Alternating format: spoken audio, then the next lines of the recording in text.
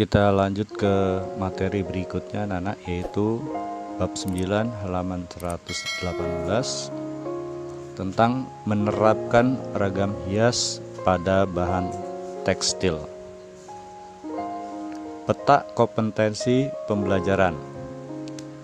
Penerapan ragam hias pada bahan tekstil. Apa yang akan kita pelajari? Di sini yang akan kita pelajari adalah jenis dan sifat bahan tekstil. Yang berikutnya jenis dan bahan pewarna. Yang ketiga teknik. Berikutnya pengertian.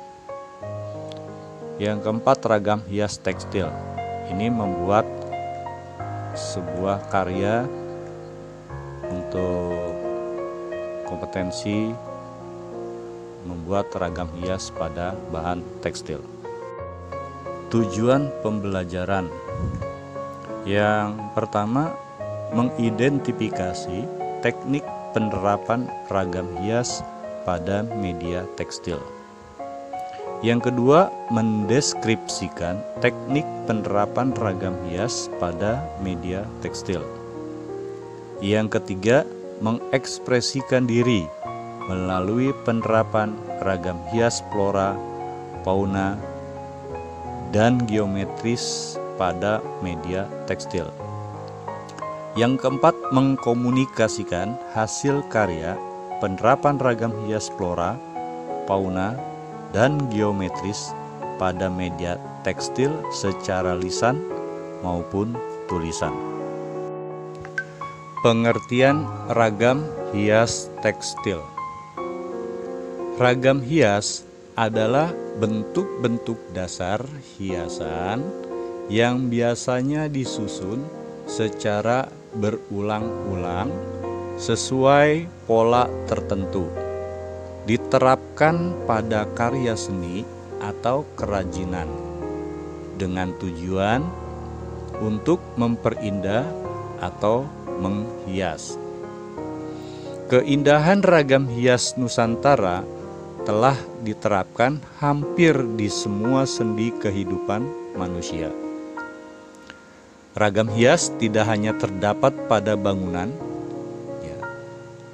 peralatan rumah tangga, senjata tradisional, tetapi juga terdapat pada tekstil.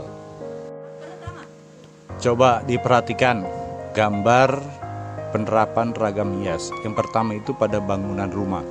Biasanya penerapan ragam hias pada bangunan rumah itu adanya terletak di pintu-pintu ya, di depan pintu, di bagian jendela.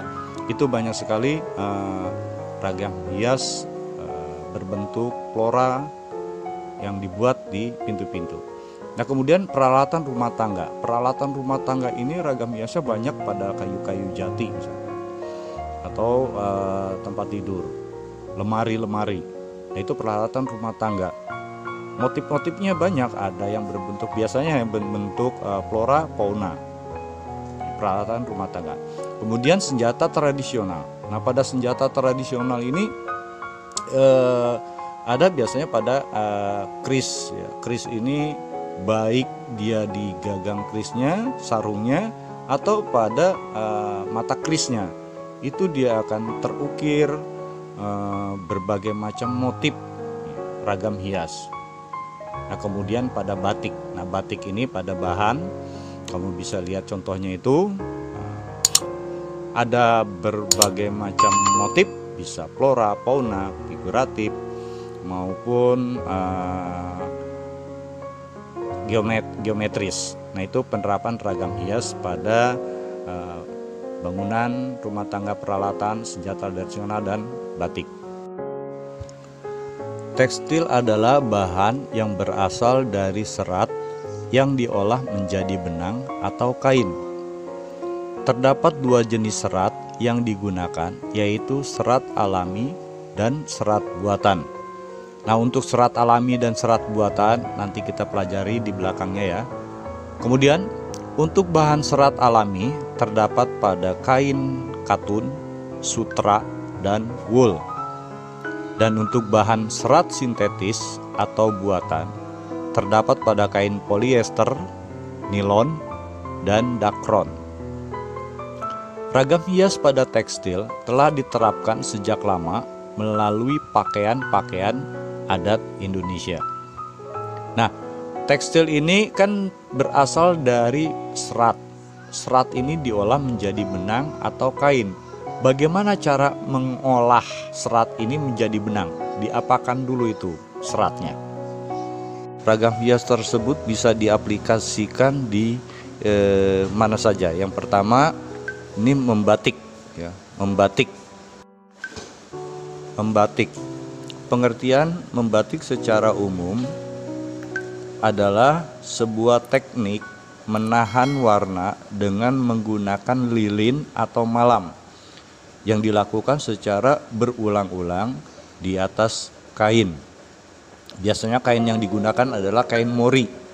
Itu dia sangat bagus untuk kegiatan kerajinan batik.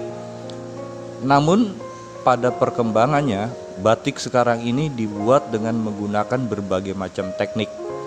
Ada yang menggunakan teknik celup, teknik cap sablon, dan printing. Penerapan ragam hias dengan cara yang kedua adalah menenun. Nah, ragam hias bisa pula kita terapkan dengan cara menenun. Nah, motif-motif flora fauna bisa ditenun pada kain dengan cara memasukkan secara berselang-seling kelompok benang yang membujur atau namanya lungsi ke dalam kelompok benang yang melintang atau namanya pakan. Nah, biasanya kalau menenun ini menggunakan peralatan tradisional, dan teknik pembuatan ini pun cukup lama, memakan waktu yang lama, tetapi bisa menghasilkan karya yang cukup bagus dan harganya pun mungkin bisa lebih mahal daripada buatan alat-alat yang modern. Penerapan ragam hias yang ketiga, ya, ragam hias flora, fauna, geometris maupun figuratif ini bisa dilakukan dengan cara menyulam. Nah, teknik pembuatan hiasan kain dengan media benang dan jarum jahit menggunakan keterampilan tangan secara manual. Perhatikan pada gambar bagaimana caranya menyulam bahan menjadi sebuah hiasan bermotif flora fauna. Penerapan motif ragam hias yang keempat adalah dengan cara membordir. Apa itu membordir? Membordir adalah teknik pembuatan hiasan kain dengan media benang dan jarum jahit. Nah, biasanya menggunakan bantuan mesin jahit. Nah, membordir ini biasanya lebih halus dibandingkan dengan cara menyulam. Kamu bisa perhatikan pada gambar yang saya share itu bagaimana membordir itu. Nah, sebelum membordir atau menyulam itu biasanya kita membuat pola dulu, ya. Polanya dibuat dulu, baru kita lakukan penyulaman atau melakukan bordiran.